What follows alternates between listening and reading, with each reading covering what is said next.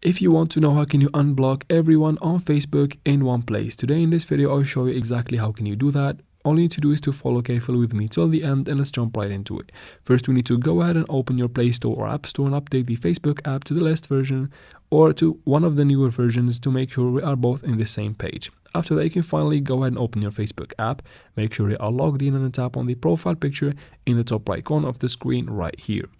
Now from your menu right there, go ahead and tap on the gear icon in the top right corner to go to your profile settings. Now from your settings and privacy right here, go ahead and scroll down until you find blocking. You can find it right here, so go ahead and tap on it. And then from here, all you need to do is to tap on unblock right next to every user that you want to unblock.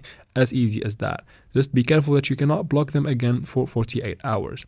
After that, you can finally unblock again everyone. If you cannot find that section, go ahead and search for it right here by tapping on block, and you can find it right here. And that is it for this video, guys. I hope it was useful. Please like and comment down below, and don't forget to subscribe for future videos like this one, and thank you very much for watching.